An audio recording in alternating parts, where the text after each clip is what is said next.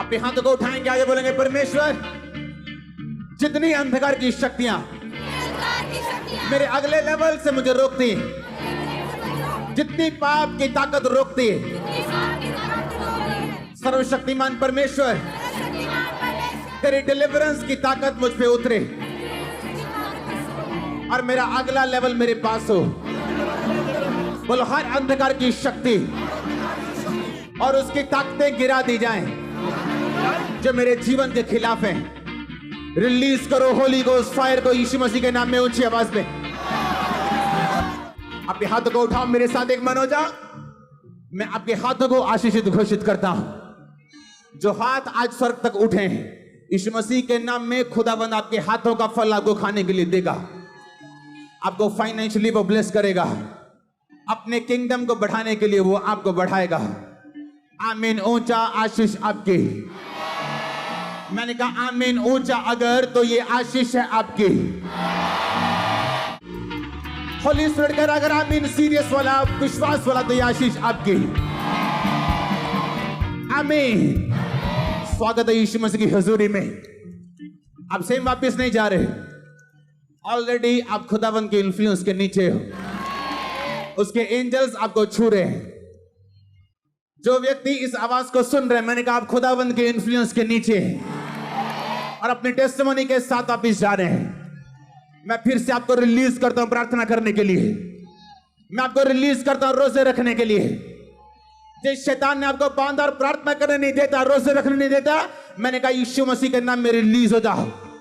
मैं आपको रिलीज करता हूं यीशु मसीह के सामर्थ्य नाम में। आमीन। ऊंचा आशीष ऊंची। एक बार जोर से बोलो हालेलुया। जोर से बोलो हालेलुया। स्वागत है जीवित हजूरी में। बोलो अपने पड़ोसी को, बोलो तेरा स्वागत है जीवित परमेश्वर की जीवित हजूरी में। तू मुर्दा परमेश्वर के पास नहीं, तू जीवित परमेश्वर के पास आया है, जो तेरी प्रार्थनाओं को सुनता है, जो तुझे नाम लेके जानता है, जो तेरी प्रॉब्लम्स को जानता है। आमीन। स्वागत है उस हजूरी में। मैंने कहा स्वागत है उस जीवित परमेश्वर की हजूरी में। आपका वेलकम है उस परमेश्वर की हजूरी में। आमीन। बैठ जाओ अपने शरीर में। अपने हाथों को उठा, बोलो वचन सुनने के लिए मैं रेडी हूं। इसीलिए मैं यहां पे आया हूं ताकि मैं खुदावंद को सुन सकूं। जिसने उसको सुना नहीं वो कभी आजाद नहीं हुआ, ब्लेस नहीं हुआ। अगर हुआ भी तो उसकी ब्लेसिंग वापस चली गई। परमेश्वर मैं आपको सुनूं और फल लेके आ। उठाओ अपने हाथों को। अपनी हजूरी से छू ले मुझे, रूकी ममूरी से भर दे मुझे, रूकी ममूरी से भर दे मुझे। मुझे छू ले, छू ले, छू ले तू, मुझे छू ले, छू ले, छू ले तू। छू ले मुझे मेरा जीवन बदल, छू ले मुझे मेरा जीवन बदल। सारे गुनाह जाए दिल से निकल, सारे गुनाह जाए दिल से निकल। मुझको पिला दे तू जीवन का जल। मुझे छू ले, छू ले, छू ले तू, मुझे छू ले, छू ले, छू ले तू। मुझे छू ले, छू ले, छू ले तू, मुझे छू ले, छू ले, छू ले तू। छू ले मुझे मेरा जीवन बदल, छू ले मुझे मेरा जीवन बदल। सारे गुनाह जाए दिल से निकल, सारे गुनाह जाए दिल से निकल। सब कली से गाए। सारे गुनाह जाए दिल से निकल।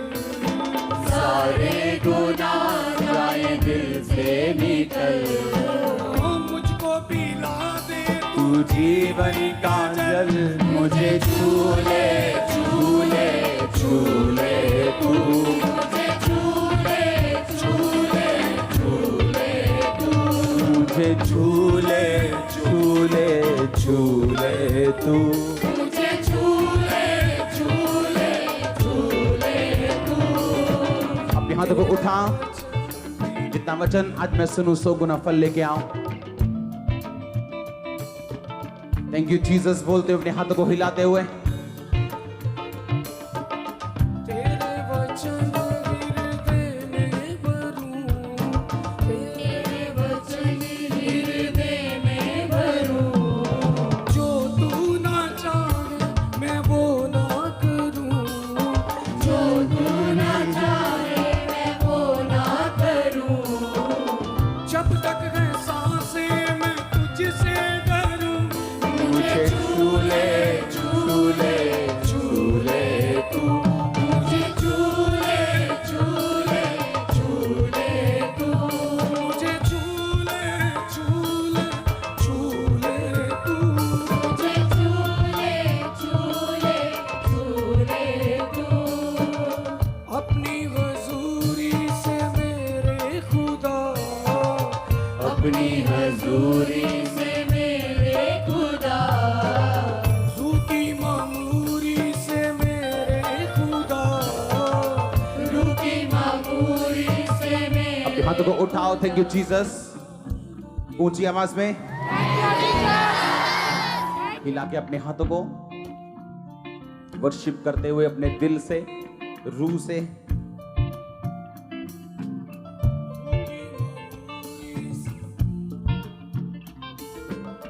मुझको पिला दे तू जीवन का जल मुझे झूले झूले झूले तू मुझे झूले झूले झूले तू मुझे झूले झूले झूले तू मुझे झूले झूले झूले तू। ढूंढे तुझे ये निगाहें मेरी, ढूंढे तुझे ये निगाहें मेरी। बोलो थैंक यू जीसस। मैं तैयार हूं आपके वर्ड को एक्सेप्ट करने के लिए। प्रभु यीशु मसीह के सामर्थी नाम में हम मांगते हैं। तारीफ करो जोर से। हालेलुया। आप ब्लेस हो ऑलरेडी। आमीन। ऊंचा आशीष ऊंची। आपको अपनी डेस्टिनी के लिए क्या करना पड़ता? काम करना पड़ता। आमीन। फिर से बोलो अपने पड़ोसी को, अपने आप कुछ भी नहीं होता।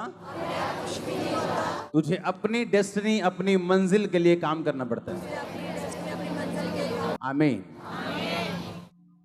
अगर सुलेमान अमीर था, आशीषित था, उसका रीजन मैंने आपको बताया। क्या रीजन था उसका? उसका दिल परमेश्वर के लिए क्या था? खुला हुआ।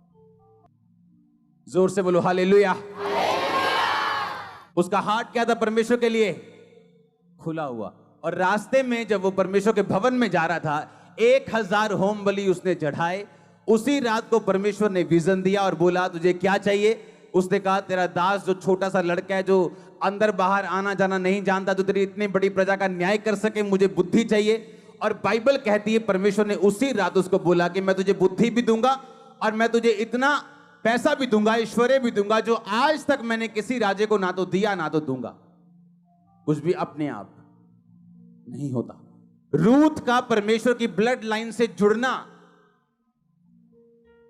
दाऊद की ग्रैंड मदर बनना, यह अपने आप नहीं हुआ था। यह उसका डिसीजन था कि मैं अपनी बूढ़ी सास को नहीं छोड़ूंगी, क्योंकि मुझे वापिस जाके यहोवा की आराधना करना नसीब नहीं होगा। हालेलुया। यह उसका क्या था? अपना एक डिसीजन, अपना एक फैसला, जिसने परमेश्वर के बीच में उसको जोड़ के रखा और यीशु मसीह की ब्लड लाइन में उसे जोड़ दिया।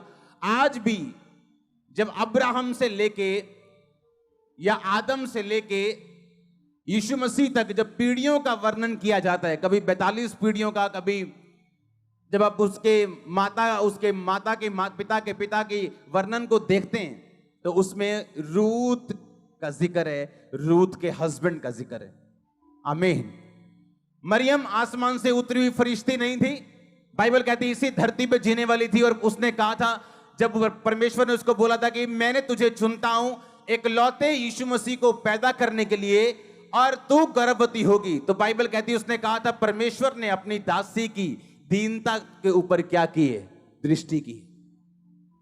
हालेलुया। अपने पड़ोसी को बोलो अपने आप कुछ नहीं होता। आज लोगों के पास बहाने हैं, हाँ है कि नहीं? कोई गरीब है इसलिए अपनी गरीबी में ब्लू फिल्में देख रहे हैं, क्योंकि उसे निराशा है, मैं अमीर क्यों नहीं हूं, मैं ऑस्ट्रेलियन क्यों नहीं हूं, मैं कनेडियन क्यों नहीं हूं, मेरा वीजा क्यों नहीं लगा। बाइबल कहती है जब यीशु मसीह पैदा हुए तो इजराइल की व्यवस्था के अनुसार उन्होंने अपने पहलौठे बच्चे को छुड़ाने के लिए एक जानवर लेके जाना था, और उनके पास अगर पैसा ना हो तो परमेश्वर ने कहा था तुम बड़ा जानवर मत लेके जाना, तुम कबूतर को ले जाना और उसके बदले अपने पहलौठों को छुड़ाना। और बाइबल कहती है मरियम और उसका हस्बैंड जो थे वो कबूतरों का जोड़ा लेके गए थे, उनके पास इतना पैसा भी नहीं था। पैसा ना होने के बावजूद भी परमेश्वर के साथ वो फेथफुल थे, वफादार थे, और परमेश्वर ने इतने बड़े काम के लिए उन्हें चुना। हालेलुया। अगर आप अपनी लाइफ में इंतजार करोगे कि परमेश्वर पहले गवाही दे तो मैं पवित्रताई में चलूं, या मैं नशा छोड़ दूं, या मैं गलत काम करना छोड़ दूं, तो आप कहीं और बैठे हो, आप परमेश्वर के राज्य में नहीं हो। उन्होंने पहले डिसीजन लिया। परमेश्वर ने नहीं कहा रूथ अगर तू डिसीजन ले तो मैं तेरे आने वाले टाइम में तुझे एक अच्छा पति दूंगा, तेरे दुखों को दूर कर दूंगा। परमेश्वर ने कुछ नहीं कहा, बाय फेथ वो चली। इसलिए पौलुस ने कहा बिना विश्वास के उसे प्रसन्न करना अनहोना है। आपकी लाइफ में ऐसा काम हो सकता है, आपको जब सामने कुछ भी नजर ना आए तो भी आप डिसीजन लेते हो कि नहीं मैं परमेश्वर के साथ खड़ी हूं, मैं प्रभु के साथ खड़ा हूं, आगे क्या है मुझे मालूम नहीं, लेकिन वो चंगा करे ना करे वो मेरा परमेश्वर है और होगा, छुड़ाए ना छुड़ाए वो मेरा परमेश्वर है और होगा, आशीषित करे ना करे, आमीन। तो परमेश्वर ने क्या कहा? परमेश्वर ने किसी को भी बिना गवाही के नहीं रहने दिया। मरियम को नहीं रहने दिया, रूथ को नहीं रहने दिया, किसी को भी रहने नहीं दिया। बाइबल कहती है जो मरियम की रिश्तेदार थी अलीशिबा, लिखा अपने बुढ़ापे तक बांझ रही। इसलिए नहीं कि वो पापी थे, बाइबल कहती परमेश्वर की आज्ञाओं और विधियों पर वो निर्दोष चलने वाले थे। जब उसकी बारी आई, चिट्ठी डलती थी, लॉटरी डलती थी, लॉटरी 10 बंदों में। आज कौन परमेश्वर के भवन में अंदर जाके रीति रिवाज पूरा करेगा? लॉटरी लगती थी। उस दिन लॉटरी जो लगी वो अलीशिबा के हस्बैंड की थी। वो कह सकता था कि मुझे क्या फायदा हुआ निर्दोष चलने का, क्योंकि अभी तक मेरे पास एक बेबी नहीं। आज का विश्वासी होता तो वहां लॉटरी के टाइम वहां होता भी ना, पता लगे चक्करा के थे और बियर पी के बैठे साइड देखे थे। आज दुखी सिगा हो क्योंकि किसी ने ताना मार देता कि तेरे होया तो है नहीं कुछ, तू प्रेयर भी करता है, बाइबल भी पढ़ता, तेरे होया तो है नहीं कुछ, इस करके निराश सिगा बियर पी के साइड से बैठा आज। पर बाइबल कहती वो अभी भी परमेश्वर के घर में सेवा करने के लिए मौजूद था। हालेलुया। कुछ भी अपने आप आपको वर्कआउट करना पड़ता है, आपको काम करना पड़ता है अपनी डेस्टिनी के लिए। इस बाइबल जो मेरे हाथ में पकड़ी, इसके पीछे प्रेयर पॉइंट्स लिखे हुए हैं। जिन प्रेयर पॉइंट्स में प्रार्थना करता हूं, और अगर आप उन्हें पढ़ लें, आप 7 बार दंडवत करोगे प्रभु को, एक एक लाइन पूरी हो रही जो मैंने लिखी यहां, एक एक लाइन। और कम से कम 75 प्रेयर पॉइंट होंगे, 75 विषय होंगे। 75 में भी एक एक लाइन में 2-2 विषय हैं। हालेलुया। आपके लिए प्रार्थना इसमें है, आपकी गाड़ियों के लिए इसमें है, आपके फाइनेंस के लिए इसमें है, एवरीथिंग इसमें है। हालेलुया। क्योंकि मैं जानता हूं अपने आप कुछ नहीं होगा, मुझे वर्कआउट करना पड़ेगा, मुझे काम करना पड़ेगा अगर मैं चाहता हूं मैं रिजल्ट लेके आऊं। प्रभु के साथ कैसा कैसा कैसा रिश्ता आपका होना चाहिए, बाइबल क्या कहती है? आपको एक बात बताऊं, बाइबल के सारे वचन हर बंदे के लिए नहीं। एक कलीसिया ने जब पौलुस के मिशनरी काम में उसकी सहायता की, पौलुस कहता अब मेरा परमेश्वर तुम्हारी हर घटी को मसीह यीशु में क्या करेगा। किसको बोला? किसको बोला? उस कलीसिया को बोला कि दारू पीने वाली कलीसिया को बोला, कि नशा करने वाली कलीसिया को, कि सेवकों की निंदा चुगली करने वाली कलीसिया को? किसको बोला उसने? जब एक कलीसिया ने उसकी मदद की मिशनरी कामों के लिए, तो पौलुस कहता अब मेरा परमेश्वर तुम्हारी हर घटी को मसीह में महिमा सहित पूरा करेगा। एक वचन जब हम पढ़ते हैं भजन संहिता 91 जो आपने बहुत बार पढ़ा होगा, उसमें लिखा हे यहोवा तू मेरा शरण स्थान ठहरा है। 9 आयत, तूने जो परम प्रधान को अपना धाम मान लिया है, इसलिए कोई विपत्ति तुझ पर ना पड़ेगी, ना कोई दुख तेरे डेरे के निकट आएगा। हालेलुया। अपने पड़ोसी को बोलो तूने जो परम प्रधान को अगर अपना धाम मान लिया है। आमीन। इंग्लिश में लिखा हैबिटेशन। धाम का मतलब इंग्लिश में हैबिटेशन, और इब्रानी भाषा 4583 शब्द से ये हैबिटेशन शब्द लिया गया, जिसका मतलब है माओन। माओन निकला 5772 नामक शब्द से, जिसका मतलब है, हम पढ़ेंगे, ओना। ओना का मतलब dwelling together, duty of marriage.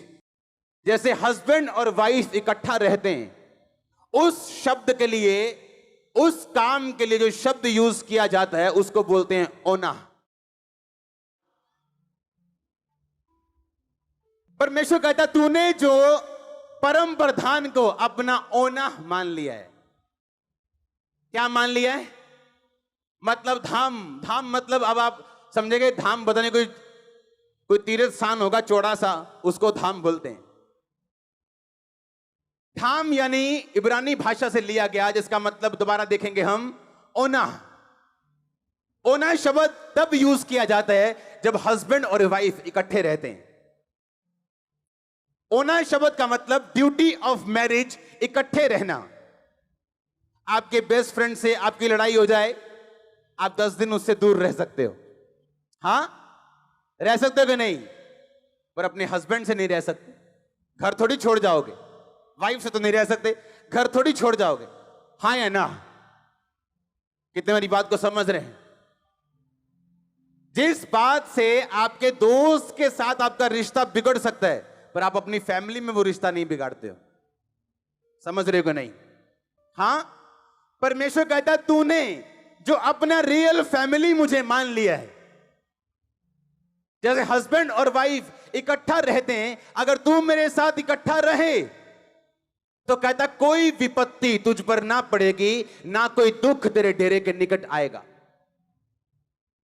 अगर आप इसको पढ़ो तो परमेश्वर ने कहा इंग्लिश में कोई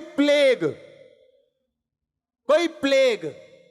इब्रानी भाषा में अगर आप उसे पढ़ो तो उसमें लिखा कोई ब्लो, यानी ब्लो जब किसी के फेस पे जोर से मारते हैं या किसी के सिर पे जोर से वार करते और ब्लो कर देते, खत्म कर देते हैं, उसको मिट्टी कर देते हैं, उसको बेहोश कर देते हैं। परमेश्वर ने कहा अगर मैं तेरा पति हूं और तू पत्नी की तरह मेरे साथ रहे तो तेरी लाइफ में ऐसा कुछ नहीं होगा जो ब्लो करे और तू गिर जाए। ऐसा कैंसर कभी ना आएगा, ऐसी एड्स कभी ना आएगी। और आपका आमीन छोटा है चर्च। इसलिए मैंने कहा आपकी सेवा जितनी उम्र जी बढ़ती जाए, क्योंकि वरदान सेवा बढ़ाते हैं। वो एक करप्ट आदमी के पास भी हो सकते हैं वरदान, और एक अच्छे आदमी के पास भी हो सकते हैं, पर जो चीज आपको लंबा रखती है, लॉन्ग लाइफ देती है, वो है ओना, यानी प्रभु को अपना धाम बनाना, उसके साथ जुड़ना। जैसे एक हस्बैंड और वाइफ होते हैं, परमेश्वर ने वो शब्द यूज किया ओना, ड्यूटी ऑफ मैरिज। यानी अगर तूने परमेश्वर को अपना पिता, अपना पति, अपना धाम मान लिया है तो कोई ब्लो तुझ पे ना आएगा, कोई विपत्ति तुझ पे ना पड़ेगी, ना कोई दुख तेरे डेरे के निकट आएगा। हालेलुया। आप जानते परमेश्वर ने क्या कहा बाइबल में? जो कलीसिया है उसे किसी बाहरी वातावरण से डरने की जरूरत नहीं। किसी सरकार से डरने की जरूरत नहीं, उसे किसी शैतान से डरने की जरूरत नहीं। आप जानते हैं क्यों? बाइबल कहती है अपनी समझ का अगर तू सहारा ना ले, अगर तू यहोवा को याद करके सब काम करे, तो तू मनुष्य और परमेश्वर दोनों का अनुग्रह पाएगा। सुनो, मैं नहीं जानता कौन किया है, क्रिश्चियंस लोगों के ऊपर इंडियन गवर्नमेंट बड़ा फजल करेगी यीशु मसीह के नाम में। आप देखना, आप देखना, ओपनली कुछ ना हो लेकिन खुदाबंद करवाएगा। उसने कहा तुम मनुष्य और परमेश्वर दोनों का अनुग्रह पाएगा जब आप प्रोवर्ब्स नीति वचन 3 उसकी 1 से लेके आगे पढ़ते हैं। लेकिन अगर आपको काम करना नहीं आता, एक मिस्त्री जब काम शुरू करता है दिहाड़ी से, लेबर से 200 रुपए लेबर लेता है, और अगर बुद्धिमान हो तो साथ साथ में वो मिस्त्री का काम भी देखता रहता है। किदा एटल आई है ने सूत किदा कीता, हाँ लंबाई चौड़ाई किवें कीती, काम किवें कीता, और धीरे धीरे वही लेबर क्या बन जाता है, मिस्त्री बन जाता है। अगर वही मिस्त्री, फिर मिस्त्री का ध्यान ये नहीं होता कि मैं मिस्त्री बन गया हूं, फिर वो ठेकेदार की तरफ देखता है, कितने पैसे लए ने, किवें लए ने, कितना लए ने, की हिसाब किताब लाया।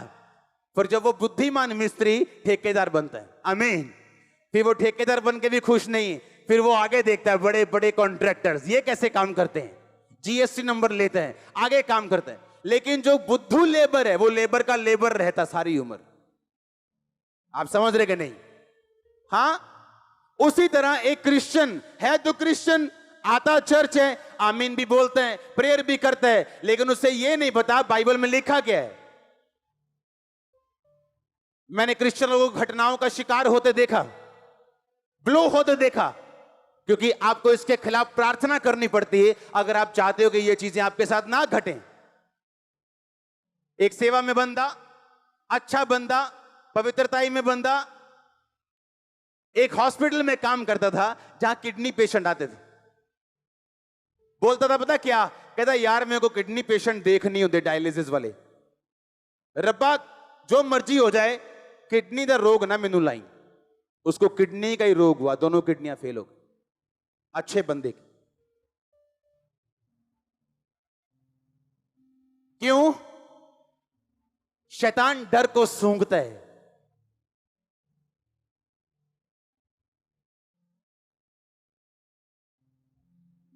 यूथ लोग के बारे आगे बोलते हैं, ओ पापा जी प्रेयर करो, मेरा रिश्ता टूट गया फलानी के साथ, मेरा रिश्ता टूट गया फलाने के साथ। ये तो अच्छी बात हो गई, द बेस्ट इज कमिंग। ओना, ओना शब्द तब यूज किया जाता है जब हस्बैंड और वाइफ इकट्ठे रहते हैं। ओना शब्द का मतलब ड्यूटी ऑफ मैरिज, इकट्ठे रहना। आपके बेस्ट फ्रेंड से आपकी लड़ाई हो जाए, आप 10 दिन उससे दूर रह सकते हो, हां रह सकते हो कि नहीं, पर अपने हस्बैंड से नहीं रह सकते। घर थोड़ी छोड़ जाओगे, वाइफ से तो नहीं रह सकते, घर थोड़ी छोड़ जाओगे, हाँ या ना? कितने मेरी बात को समझ रहे हैं? जिस बात से आपके दोस्त के साथ आपका रिश्ता बिगड़ सकता है, पर आप अपनी फैमिली में वो रिश्ता नहीं बिगाड़ते हो। समझ रहे हो कि नहीं?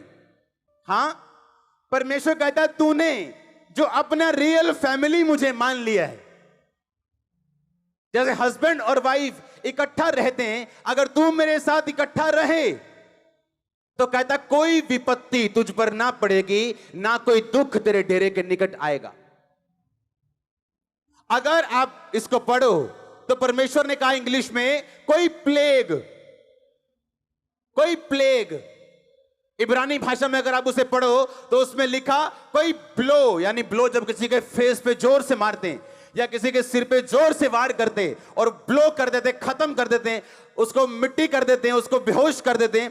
परमेश्वर ने कहा अगर मैं तेरा पति हूं और तू पत्नी की तरह मेरे साथ रहे तो तेरी लाइफ पे ऐसा कुछ नहीं होगा जो ब्लो करे और तू गिर जाए। ऐसा कैंसर कभी ना आएगा, ऐसी एड्स कभी ना आएगी। और आपका आमीन छोटा चर्च। इसलिए मैंने कहा आपकी सेवा जितनी उम्र जी बढ़ती जाए, क्योंकि वरदान सेवा बढ़ाते हैं। वो एक करप्ट आदमी के पास भी हो सकते हैं वरदान, और एक अच्छे आदमी के पास भी हो सकते हैं, पर जो चीज आपको लंबा रखती है, लॉन्ग लाइफ देती है, वो है ओना, यानी प्रभु को अपना धाम बनाना, उसके साथ जुड़ना। जैसे एक हस्बैंड और वाइफ होते हैं, परमेश्वर ने वो शब्द यूज किया ओना, ड्यूटी ऑफ मैरिज, यानी अगर तूने परमेश्वर को अपना पिता, अपना पति, अपना धाम मान लिया है, तो कोई ब्लो तुझ पे ना आएगा, कोई विपत्ति तुझ पे ना पड़ेगी, ना कोई दुख तेरे डेरे के निकट आएगा। हालेलुया। आप जानते परमेश्वर ने क्या कहा बाइबल में? जो कलीसिया है उसे किसी बाहरी वातावरण से डरने की जरूरत नहीं, किसी सरकार से डरने की जरूरत नहीं, उसे किसी शैतान से डरने की जरूरत नहीं। आप जानते हैं क्यों? बाइबल कहती है अपनी समझ का अगर तू सहारा ना ले, अगर तू यहोवा को याद करके सब काम करे, तो तू मनुष्य और परमेश्वर दोनों का अनुग्रह पाएगा। सुनो, मैं नहीं जानता कौन है क्या है, क्रिश्चियंस लोगों के ऊपर इंडियन गवर्नमेंट बड़ा फजल करेगी यीशु मसीह के नाम में। आप देखना, आप देखना,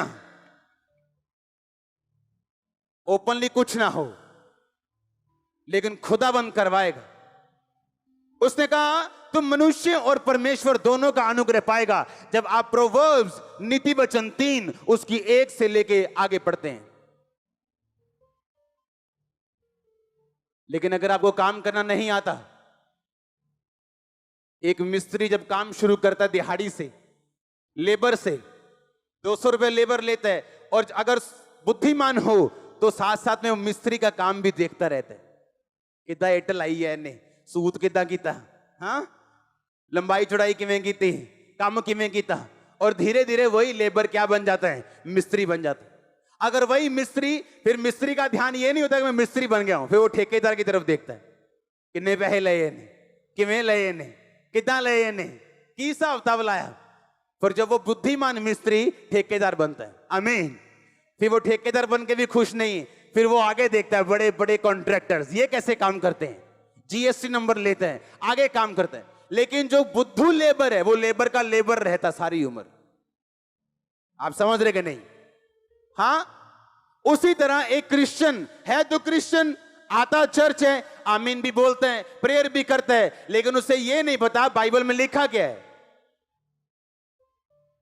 मैंने क्रिश्चियन लोगों को घटनाओं का शिकार होते देखा, ब्लो होते देखा, क्योंकि आपको इसके खिलाफ प्रार्थना करनी पड़ती है अगर आप चाहते हो कि ये चीजें आपके साथ ना घटें। एक सेवा में बंदा, अच्छा बंदा, पवित्रताई में बंदा, एक हॉस्पिटल में काम करता था जहां किडनी पेशेंट आते थे। बोलता था पता क्या, कहता यार मेरे को किडनी पेशेंट देख नहीं होते डायलिसिस वाले, रब्बा जो मर्जी हो जाए किडनी का रोग ना मैनू लाई। उसको किडनी का ही रोग हुआ, दोनों किडनियां फेल हो गई, अच्छे बंदे की। क्यों? शैतान डर को सूंघता है।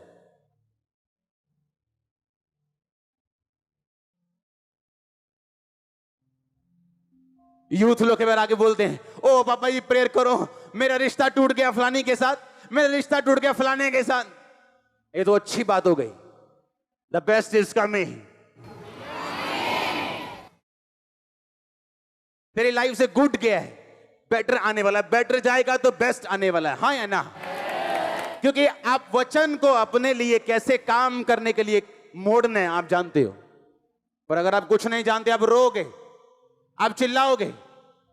इसलिए परमेश्वर ने कहा धर्मी विपत्ति में पड़ेगा पर पड़ा नहीं रहेगा, यहोवा उसको विपत्ति से छुड़ाएगा। क्योंकि धर्मी को पता है प्रार्थना कैसे करनी, दुहाई कैसे देनी। धर्मी चुप करके बैठा रहेगा तो शैतान आएगा, थप्पड़ मार के चला जाएगा, धर्मी कुछ नहीं होगा, परमेश्वर भी कुछ नहीं बोलेगा। क्योंकि आपको काम करना है जहां आप जाना चाहते हो। जिन चीजों के खिलाफ जो नफरत है, जिन बीमारियों से आपको डर से, आपको उसके खिलाफ आपको प्रार्थना करनी, आग फेंकनी, और वो भागती नजर आएगी, दौड़ती नजर आएगी। आपके बच्चे कभी आपसे अलग ना होंगे, उनको नशा कभी अलग ना करने पाएगा, शैतान उनको कभी अलग ना करने पाएगा, आपका बिजनेस कभी फेल ना होगा, फेलियर कभी ना कहलाएंगे। मैं नहीं जानता मैं किससे बात कर रहा, लेकिन होली स्पिरिट आपसे कह रहे हैं आप फेलियर ना होंगे यीशु मसीह के सामर्थ्य नाम में। मैंने कहा फेलियर ना होंगे, आप फेलियर ना होंगे, आप फेलियर ना होंगे। होली स्पिरिट कहता तुम फेलियर ना होगी, अपने घर में, अपनी फैमिली में, अपने बिजनेस में तुम फेलियर ना होगे यीशु मसीह के नाम में। हालेलुया। लेकिन आपको काम करना पड़ता है। आमीन, आमीन। जिस टाइम आप सोते हो, कौन से टाइम सोते हो? 10 बजे, 12? फेसबुक का जमाना है आजकल, हाँ? तो 12 हो गए, पहले 10-11 होते थे। जिस टाइम आप सोते हो उस टाइम मैं जागता हूं। मैं सुबह सोता हूं 8 बजे, पता नहीं पिछले कितने दिनों से।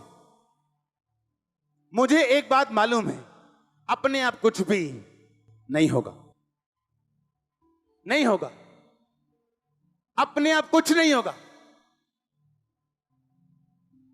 आपको उस काम के लिए प्रार्थना करनी होगी, आपको बोना होगा, आपको चलना होगा, फेथ दिखाना होगा, आपको स्ट्रांग रहना होगा परमेश्वर में। आदतें छोड़नी होंगी जो खुदा को पसंद नहीं। हालेलुया। ताकि आप आगे बढ़ सकें। शैतान को नफरत है आपके अगले लेवल से, नफरत है उसको फेसबुक देनी पड़े, उसको व्यभिचार देना पड़े, उसको चोरी देनी पड़े, वो कुछ भी देगा आपको प्रार्थना से रोकने के लिए। क्योंकि एक बार करप्शन दाखिल हुई, प्रेयर फिनिश हो गई।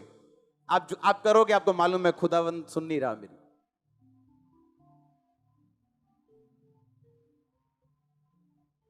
क्योंकि बाबा थोड़ी उधर व्यभिचार करके बाबा जी को बोतल दे दोगे, बाबा जी खुश, तुम भी खुश। परमेश्वर बाबा नहीं। अगले लेवल पे आपको जाना है। आप जानते एक बात, आपकी फैमिली की कई लोग सेव हो जाएंगे, मुक्ति पा जाएंगे, बपतिस्मा ले लेंगे जब आप अगले लेवल पे जाओगे। आपको मालूम है क्या? मालूम है? नहीं मालूम।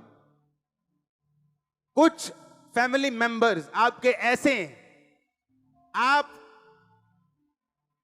उनको यीशु मसीह भी बन के दिखा दोगे, वो आपकी बिलीव नहीं करेंगे। आप जब तक वो खुदा का एक जबरदस्त हाथ आशीषों वाला आपकी लाइफ पे नहीं देखेंगे। आपको मालूम है? इसीलिए परमेश्वर ने बाइबल में लिखा कि धर्मी अपने नाती और पोतों के लिए संपत्ति छोड़ जाता है।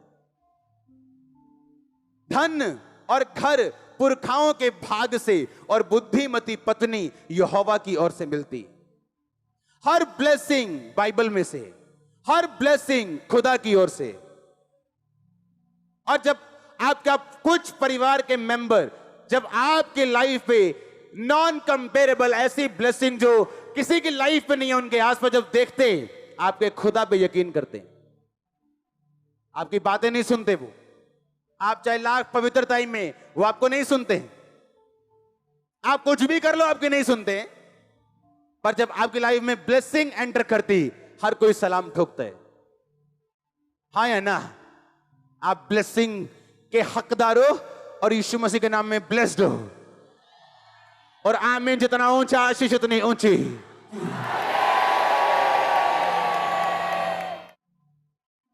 हालेलुया। मैं आप में वो बीज डाल दूंगा कि आप बढ़ोगे। आपको मालूम होगा कुछ भी अपने आप नहीं। पौलुस कहता पहला कुरिन्थियों 14 में, कहता, सुनो मेरी बात, घर जाके पढ़ना।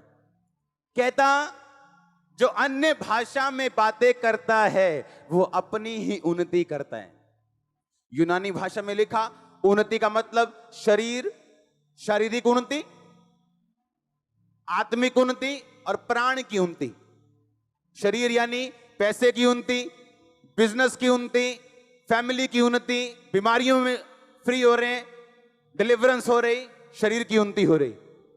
आत्मा की उन्नति मतलब प्रभु के बारे में पता चल रहा है, खुदावंद की ओर पहचान हो रही, पाप पे फतह हो रही। प्राण की उन्नति, प्राण सोल की उन्नति का मतलब ये है आपकी लाइफ की इमोशनल हीलिंग प्रभु आपको दे रहे हैं। इमोशनल हीलिंग, जो इमोशनली बीमार होता है वो शारीरिक बीमार से भी ज्यादा खतरनाक बंदा है। एक 10 बंदों से रिजेक्ट किया गया एक इमोशनल व्यक्ति जब 11वें असली और सही बंदे के पास भी जाता है, वो तब भी अपनी रिलेशनशिप में स्ट्रगल करता है। लेकिन बाइबल कहती है अगर आप गैर भाषा बोले, आप शरीर की उन्नति, आत्मा की उन्नति और प्राण तीनों की उन्नति आप लेंगे। पर अगर मालूम ना हो, अगर सिर्फ यही मालूम हो कि गैर भाषा का मतलब चलो बस, अगर यही मालूम है तो यही मालूम। गैर भाषा का सिर्फ यही काम नहीं, सिर्फ तालियां बजवाना काम नहीं। तालियां बजना तो एक उसका सिम्टम है, उसका एक लक्षण है। सामर्थ्य आप पे आती, कहता उन्नति होगी तेरी, किसकी? शरीर की। बीमारियां जाएंगी। आज मैंने एंजल को शाम को जब मैं प्रेयर कर रहा था, ब्लड साफ करते देखा आप लोगों का। ब्लड, आपका ब्लड साफ करते देखा मैंने। आप जाएंगे जब रिपोर्ट्स करवाने, आपका ब्लड बच्चों की तरह प्योर आने वाला है। और ये आमीन ऊंचा और आशीष ऊंची है। हालेलुया। आप समझ रहे कि नहीं? शरीर की उन्नति और किसकी उन्नति? आत्मा की। आपको बाइबल समझ नहीं आती थी, आप पढ़ते हो लेकिन समझ नहीं आती।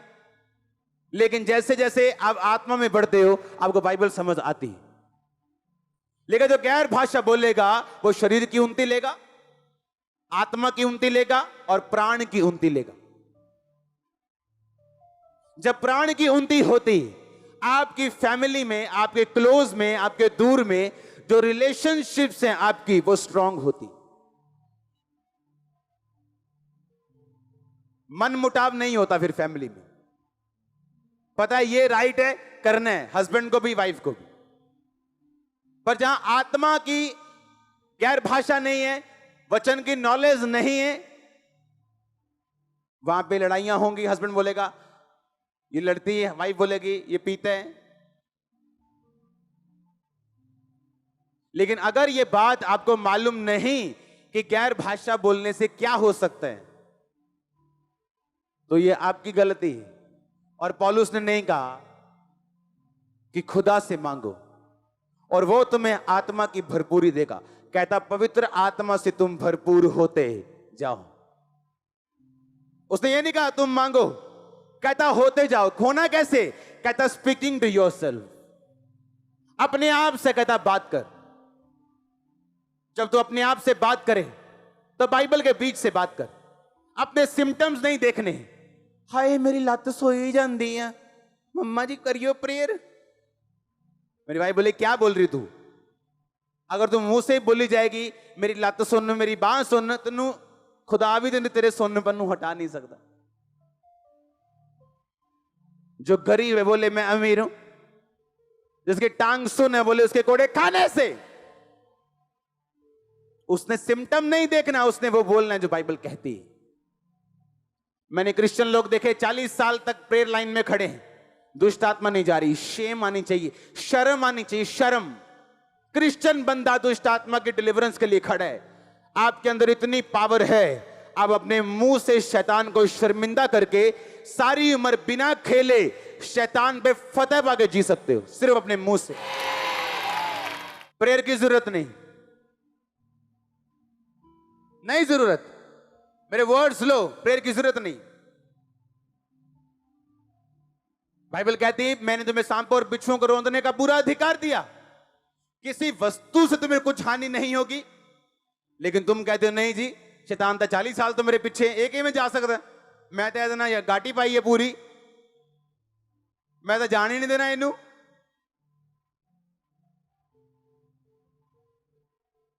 नहीं जी 40 साल तो मेरे नाम में जादू की तई कहे ने। अगर आप अपने मुंह से बोलोगे आपके अंदर शैतान है, तो परमेश्वर उसे निकाल नहीं पाएगा। आपके अंदर कौन है? किसकी बेटियां हो, किसके बेटे हो, तो अंदर कौन है? अगर जिस कुर्सी पे शैतान बैठा है, परमेश्वर कैसे बैठ सकता है? अगर आपने खुदावंद को कबूल कर लिया, तो आप किसके बेटे बेटियां हो? तो यीशु मसीह का बेटा और बेटी, उसके अंदर कौन होगा? शैतान। शैतान होगा। या तो आप फिर बेटे बेटियां नहीं हो। अगर बपतिस्मा ले लिया तो हो, तो अगर वो नहीं उठा, जबरदस्ती उठा दो उसको और कभी ना बोलो मेरे अंदर शैतान है। क्योंकि आपको खुद काम करना है। आप पहले बोलो मसीह में आने से पहले मेरे अंदर शैतान नहीं है, वो कभी नहीं जाएगा। पर अब आप में पावर है, आपके मुंह में ताकत है। काम करना कैसे आपको समझाया गया है, छुटकारा कैसे पाना आपको समझाया गया है। यीशु मसीह ने क्रूस से बोला सब कुछ पूरा हुआ, होगा नहीं, हुआ। तेरी मुक्ति का काम हो गया, छुटकारे का काम हो गया, चंगाई का काम हो गया, बरकत का काम हो गया, सब कुछ पूरा हुआ। अब तू स्वीकार करेगा, पूरे हुए कामों पे विश्वास करेगा, तू पाएगा। पौलुस ने कहा मैं ये चाहता हूं तुम भविष्यवाणी करो। हर बंदा प्रोफेट नहीं है। आप अपने लिए प्रोफेसी कर सकते हो सुबह उठ के, मैं आशीषित हूं, आगे बढ़ने जा रहा हूं, अगले लेवल पे जा रहा हूं, मेरी गवाहियां लोग सुनने के लिए आएंगे। और साथ साथ अपनी लाइफ में प्रार्थना, पवित्रता, बाइबल और रोजों को रखना और डिक्लेयर करना। देखो कहां जिंदगी जाती है आपकी। पर आप ऊपर देख रहे हो, ऊपर वाला नीचे देख रहे हैं। आप ऊपर देख रहे हो, कब आएगा ऊपर से कुछ कबूतर की तरह उड़ता हुआ, और खुदा देख रहा, तू कब जानेगा कि सब कुछ पूरा हुआ। आपको प्रोफेसी में बढ़ना है, उसका अलग सीक्रेट है। हीलिंग में बढ़ना है, उसका अलग सीक्रेट है। और हर सीक्रेट वर्ड ऑफ गॉड के अंदर है। हर सीक्रेट वर्ड ऑफ गॉड के अंदर है। कहता मेरे साथ कैसा रहना, धाम की तरह। धाम मतलब क्या? ओना। ओना मतलब क्या? हस्बैंड और वाइफ की तरह। हालेलुया। ऐसा रिलेशनशिप परमेश्वर कहता मेरे साथ रखना। पत्रियों में लिखा, पिता का धन्यवाद हो जिसने तुम्हें मसीह यीशु की सहभागिता में बुलाया।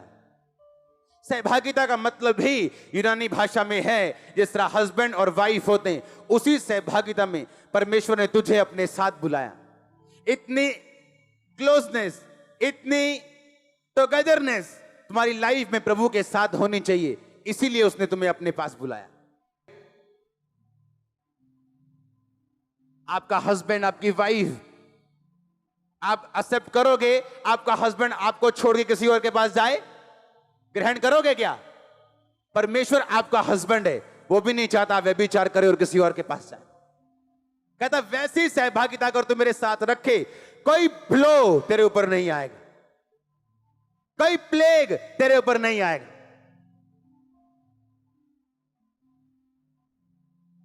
लड़ो और जीतो, क्योंकि कुछ ब्लेसिंग्स ऐसी जो आपके परिवार के उद्धार का कारण बनेंगे। अगले लेवल पे जाने के लिए आपको अगले लेवल की तैयारी भी करनी पड़ेगी।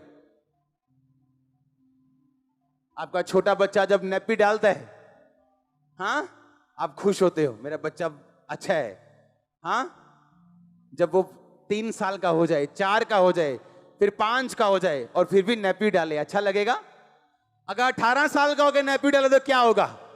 और बोले मम्मा नैपी उतारना जरा, पॉटी की है, क्या बोलोगे? थप्पड़ मारोगे? मारोगे कि नहीं?